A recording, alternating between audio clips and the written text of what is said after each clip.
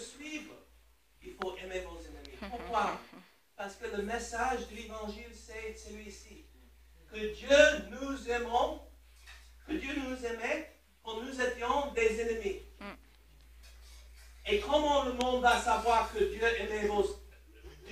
aimait les gens qui sont les ennemis de lui, si nous qui le suivons ne l'aimons pas nos ennemis. Tout de suite après ça, Jésus nous amène à la deuxième personne dans le chapitre 7.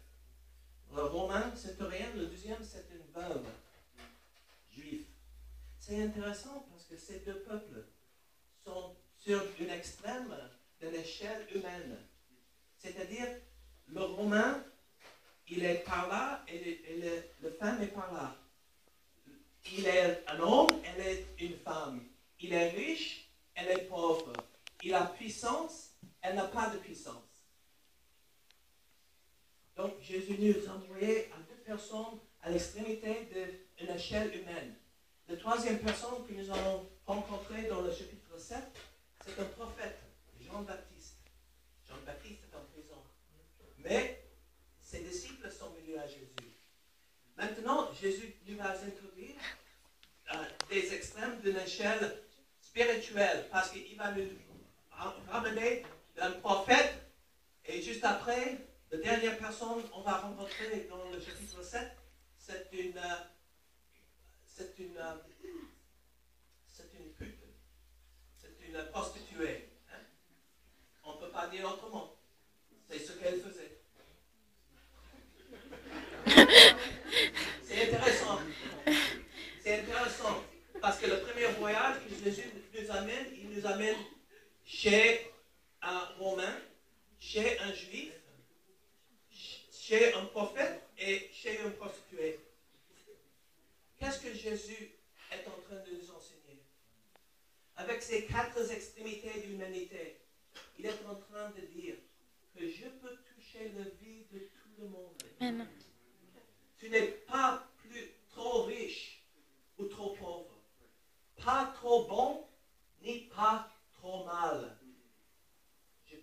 Jésus peut te toucher. Et ça, c'est très important. Parce que peut-être vous êtes ici ce soir en disant, Jésus, j'ai besoin de quelque chose, mais je ne sais pas si vous pouvez m'aider. Que peut-être tu crois que ton cas est tellement particulier. Tu as un extrême quelque part que personne d'autre connaît. Jésus te connaît. Amen. Et il dit, j'ai touché le Romain, j'ai touché les Juifs, j'ai touché les prophètes, et j'ai touché les prostituées, et je peux te toucher aussi. Amen. Et les peuples qui suivent Jésus, il faut être de toutes sortes de peuples. Comme c'est très joli que nous sommes un peuple très différent. Tu sais pourquoi ils ont appelé les chrétiens? Tu sais pourquoi? Parce qu'il n'y a aucune autre façon de les décrire. Ils étaient tellement différents.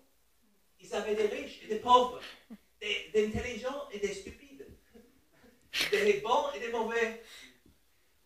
La seule chose qu'il y a en commun, c'est qui? Jésus. C'est Christ. C'est pour ça que nous sommes appelés chrétiens.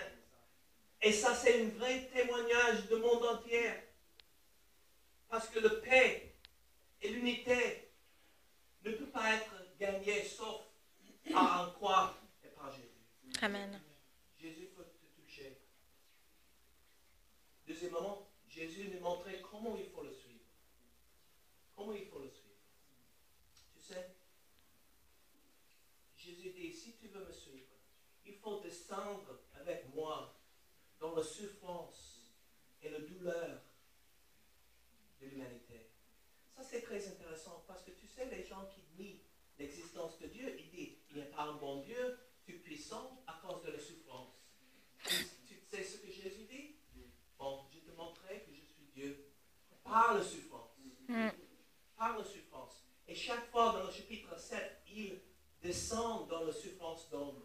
La première histoire, Jésus est demandé d'aller chez un Romain, chez des païens.